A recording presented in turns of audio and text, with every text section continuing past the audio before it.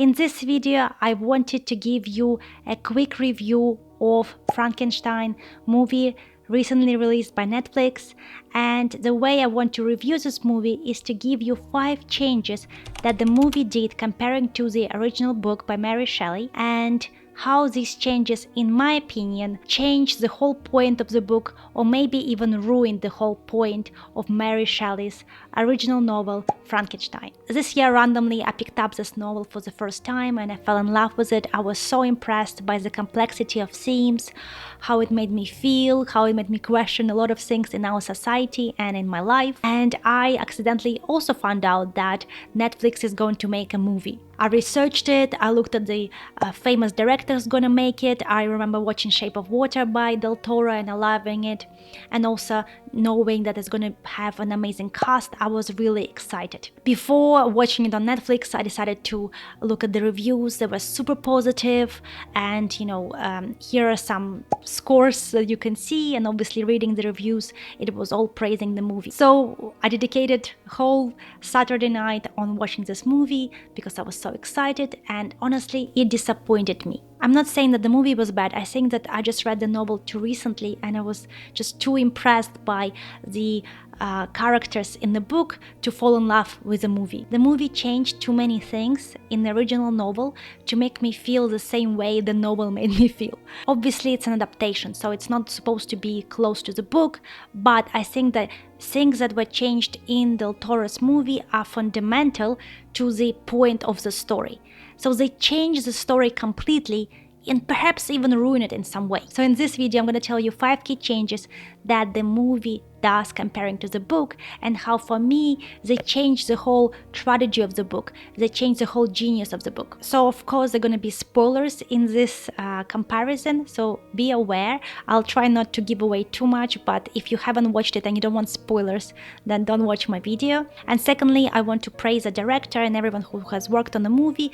It's great in its own sense, it's just not a great adaptation of the novel in my opinion. The first thing that is changed in the book and the movie is Victor as a character, as a whole of his personality, not just visually, but what kind of person he is inside. In the book, Victor is very young, and that kind of resonates with me because I remember myself when I was 18 and myself now in my 30s. That's very different people in terms of emotions, judgment, maturity. So Victor in the book is actually 18 or 19 years old when the whole tragedy strikes, when he creates a monster. While in the movie he's in his late 40s, I assume. He's a mature man, he has been pursuing science all his life, and I think that's important because that's kind of different type of mistake. When you're young, you making mistakes because you're inexperienced, because you probably don't know enough, maybe your emotional intelligence is not developed yet.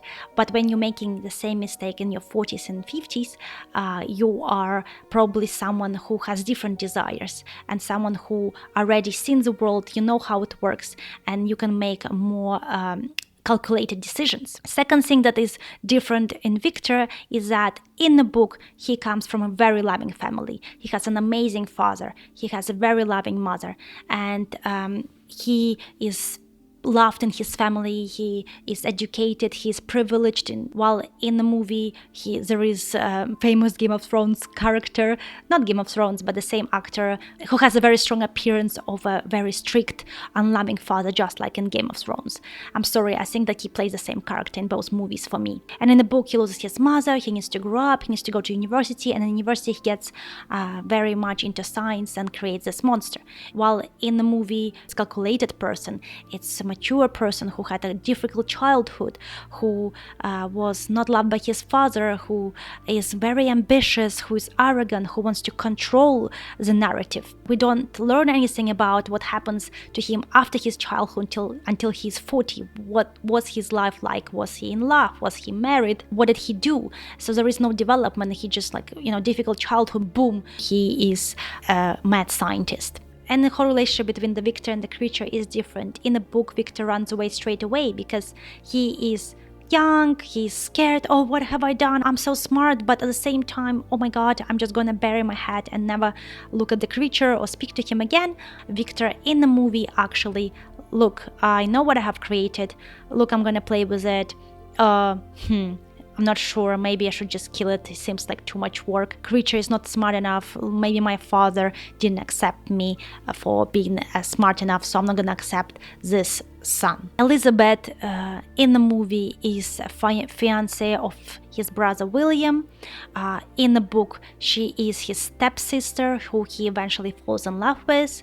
William is his younger brother who he never really brings up, and there is a big age gap. It's kind of an innocent child in the book. I guess all characters are different in the movie and the book, but what's really important is how Victor's character is developed, why he pursues science, what he's used to. I feel like the movie justifies more his cruelty, but also it doesn't give a long development of his character. It's completely different feelings that Victor creates from us, the viewer or the reader.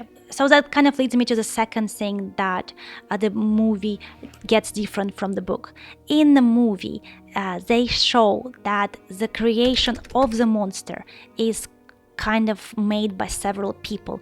There is Victor, who is the main scientist. There is a sponsor, who's, I forgot his name, but there is as well his sponsor who sponsors him and gives him money, is also interested in his science. There is his brother William and even Elizabeth, who all know what's going on. But in the book, it's more continuous. Well, he loses his mother, he goes to university, he's obsessed with science, he's alone, he's keeping his ideas secret, he's obsessed. And I think that's important, that Victor was in isolation, that he was obsessed, he was kind of mad in a way, because he didn't have anyone to discuss it with. It's only his mistake, it's no one else knew about it, and the fact that it was secret kind of made it worse for him emotionally, but also made it worse for the society, because no one else could take responsibility, no one else could help him. So in the book, we clearly see that it's all Victor's fault, that the monster or the creature doesn't have the future or doesn't have good life. But in the movie, there is way more people that are responsible for that. And we see that Victor goes around different lecture theaters and different scientists and explains what he wants to do. You know, there are years and years of research and kind of him talking about it, and no one puts him to jail or controls him. So it's kind of like a personal responsibility versus the whole society or bureaucracy of creating a monster. And also, I think the very important theme of the book was about keeping that secret, of him being anxious of what he created. So he creates a monster, no one knows he created the monster. He goes crazy, kind of mad about what he has created. He has this like relapses of madness where he just stays in bed all the time. And his father helps him a lot. His best friend helps him a lot in the book. So there is this kind of victimhood, but also it does add to the kind of tragedy that he is alone, but also kind of teaches us how it is difficult to keep a secret, and maybe sometimes you shouldn't keep things secret. But in the movie, it's all about a lot of people that wanted this thing to happen, and we have this whole character, Christoph Waltz, I think the actor is called. He has his own personal reasons for beating death and creating this immortal creature. I think that's a big deviation. So this leads us to the third thing. We had Victor as a character, we had how he created the creature, you know, who was responsible, and now we have the creature. The movie probably spends almost half of the movie getting to the creation of creature, which I think also is a little bit strange, because the main point of the book is what he does with the monster, what happens afterwards, not as much, you know, the backstory, who sponsors it, and, you know, why it was sponsored. So the third thing is the creature itself, what it is like. In the book, it's pretty much ugly. It's human-like, but it's ugly, unfortunately. It's scary because it's made from, you know, dead bodies and so on. In the movie, the creature is hot. I'm sorry, at first I was thinking, okay, look at this beautiful body, it's tall, it's clean, it's muscular, and I'm like, okay, maybe I shouldn't think of it as attractive. But slowly in the movie they tell us it is attractive, because the only, I think, female character falls in love with him. Spoiler. So that's a little bit weird. They kind of make him ugly, but not ugly enough. They make him beautiful, but also they make him superhero. He's immortal. He can heal himself like a superhero. He has Superman strengths. He's not immortal in the book. He's just ugly. He is a human who was born without a mother and father and who is just ugly, but he's pretty much the same as us. He's not godlike. He's not a superhero. He's not hero. So in the book, you are scared of him. You do realize that he's ugly. You're even thinking, what if I saw him? Maybe I'll think he's ugly. Maybe I'll reject him as well. How can he live in our world? He probably doesn't have a chance of normal life. But in the movie, you kind of like him. Maybe you can dress him up a little bit. And that kind of leads us to all this, Beauty and the Beast kind of themes. He's a little bit like Shrek. Oh, he's not so ugly. Maybe we just don't get him. And I think that is not the point of the book. He can never be accepted in a book. And that's why he is rejected. But in the movie, you kind of want him to save the world. And in the overall, they don't make him scary. In the book, he is way more evil. And that is the point, because you shouldn't feel as empathetic for the monster straight away. You have to battle inside yourself. Is it Victor? Is it a monster? Who do we support? Who is responsible here? You have to fight. Is it nature versus nurture?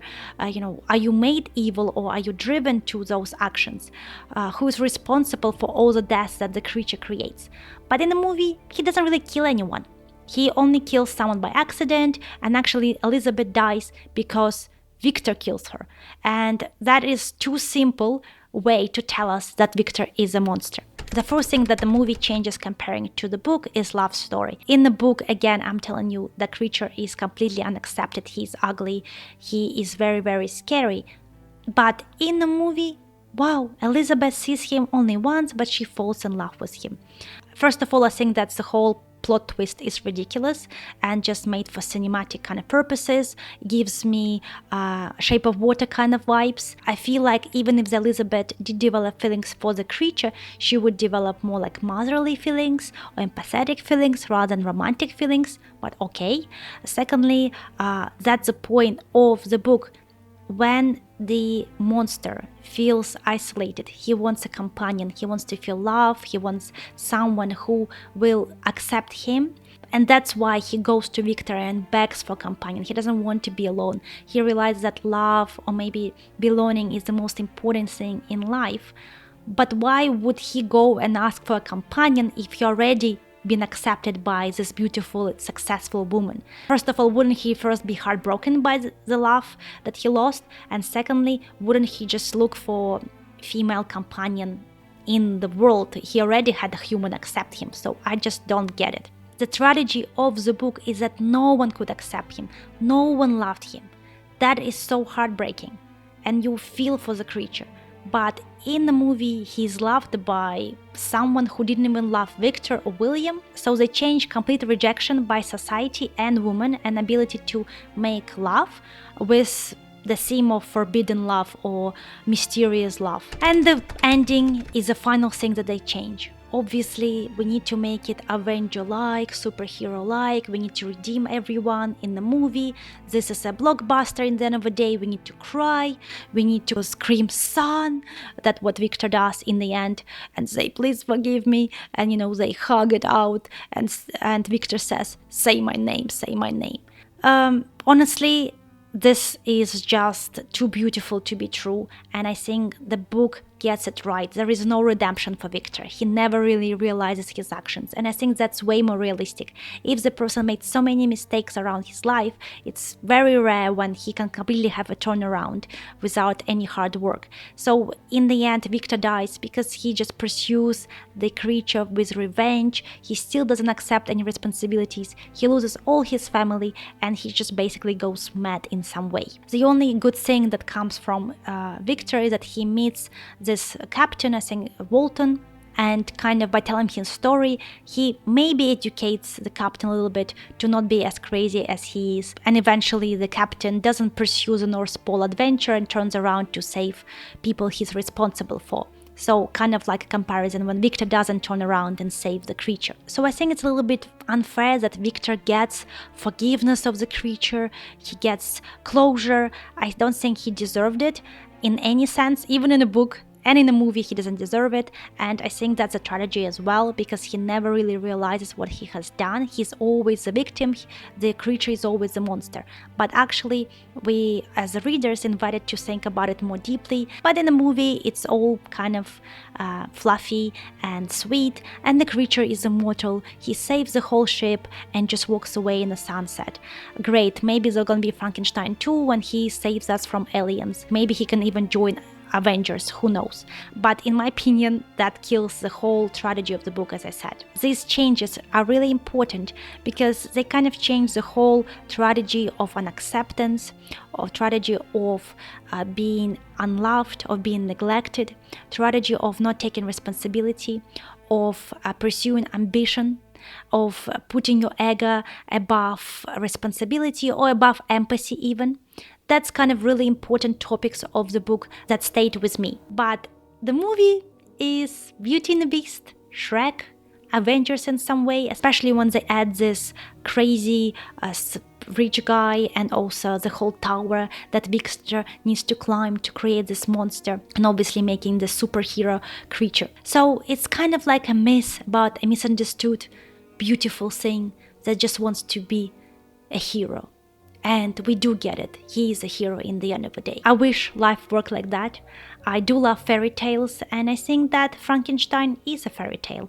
But I was not prepared for a fairy tale when I was watching it. I was prepared for what Mary Shelley wrote. So that's why I was a little bit disappointed. But overall, if you want to watch a blockbuster fairy tale inspired by Frankenstein, then this movie is really great. It has a lot of good actors, it has good visuals, good costumes, good music, so you might enjoy it, and I do recommend watching it anyways, but more like a family movie in my opinion.